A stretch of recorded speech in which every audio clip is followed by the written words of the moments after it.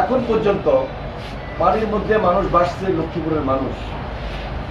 লক্ষ্মীপুরের এই পানি এখন পর্যন্ত খুব একটা যে নেমে গেছে এটা বলার কোনো সুযোগ নাই। ফেনীতে হয়তো বা পানি কমে গেছে, নোয়াখালীও কমে আসছে, কিন্তু লক্ষ্মীপুরে যতটা ইউনিয়নে গেছে, পৌরসভার প্রায় ওয়ার্ডে নিম্নাঞ্চল এই পানির নিচে, পানির মধ্যে বাসছে মানুষ।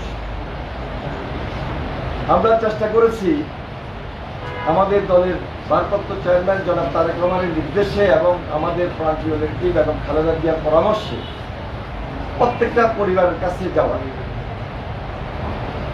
দেখুন, আমরা বিএনপি রাজনৈতিকভাবে, রাজনৈতিক দল হিসাবে এটা আমাদের দায়িত্ববোধ থেকে দলের সিদ্ধান্ত অনুযায়ী আমরা আমাদের তৎপরতাকে বৃদ্ধি করেছি, প্রায় বাড়িতে যাওয়ার চেষ্টা করেছি। ফ্যালকন অ্যালুমিনিয়াম, নির্ভরতার প্রতীক।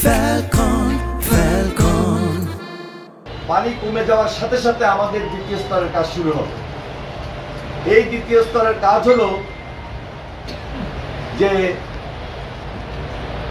আশ্রয়কেন্দ্র থেকে যখন বাড়িঘরে সাধারণ মানুষ ফিরে যাবে, রোগ বালাই হওয়ার খুব বেশি সম্ভাবনা।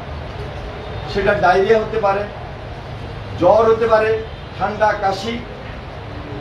প্রধানত প্রাথমিক চিকিৎসা করার জন্য যে সমস্ত সরঞ্জাম, এই সরঞ্জাম নিয়ে আমরা একটা ইউনিয়নে দুইটা স্তরে যাওয়ার সিদ্ধান্ত গ্রহণ করেছি। নতুন করে তাদের ঘর করা দরকার। আমরা আমাদের অবস্থান থেকে যতটুকু টিন দেওয়া, ঘর বাড়ি মেরামত করা এবং স্যানিটারির ব্যবস্থা করা, সেই উদ্যোগকে আমরা তৃতীয় স্তরে গ্রহণ করি। এই পুরা প্রক্রিয়াটি সম্পূর্ণ করতে গেলে 1 থেকে 1.5 মাস আমাদের আরো ফিল্ডে থাকতে হবে। সেই দায়িত্বটুকু আমরা গ্রহণ করেছি।